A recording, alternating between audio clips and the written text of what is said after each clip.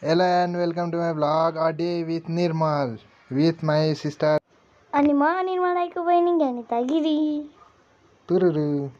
आज हामी घुम्न आएको अनि ज्ञानी दिदीले खोला देख्ने बित्तिकै अलिकति पागल भइहाल्यो भन्छन् नि। सानो सानो मान्छेहरूले सानो कुरामा खुसी देख्छन्, त्यसरी नै हाम्रो ज्ञानी दिदीले पनि सानो खोलामा आफ्नो खुसी भेट्टाउनु भएको छ। हामीले चाहिँ यो सेल्टरमा धेरै पीडितहरू छन् भन्ने जानकारी पाएर यो ठाउँमा आएको हो। यसो गएर हेरौँ के छ अगाडि।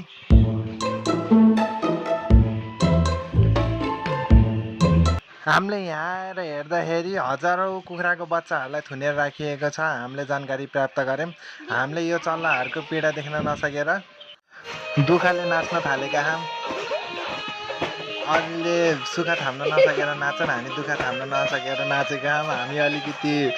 हामी यस्तै त हुने ब्रोवाला मान्छे भएको भएर नै होला। यो संसारको निर्दयता देख्न नसकेर मैले सबै कुरा त्यागेर सन्तोषको खोजीमा हिँड्ने निर्णय गरिसकेको छु। त्यसलाई सन्तोष भन्दैन, त्यसलाई मोक्ष भन्छ। अनि दाइको यो निर्णय सुनेर बहिनी खुसीले हो कि दुःखले हो पागल भइसकेको छन्। रुखमा चढेर बाँदर जसरी नाच्नु भएको हो कि त्यो हल्लाउनु भएको कि केही त गर्नुभएको छ।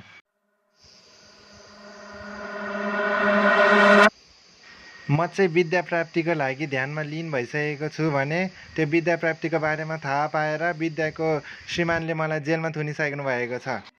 यत्रो धेरै ध्यान र सन्तोषको खोजीमा म हिँड्दा हिँड्दा भौतारेर केही नभेटेर फेरि फर्केर आएर चिकन चाइल्ड आर्जन गर्नको लागि म बाध्य भएको छु। दिदीले आफ्नो भित्री ट्यालेन्टको खोजी गरिसक्नु भएको छ भने मैले टाढाबाट दिदीलाई प्रोत्साहन गरिरहेको छु चप्पलको साथ। यत्रो प्रोत्साहन गरेपछि सम्मान त गरिदिनै पर्यो। आजको भ्लग यहीँ एन्ड भएको छ। Thanks for watching. अब भ्लगै सिद्धिसकेपछि पार्टनरको के काम।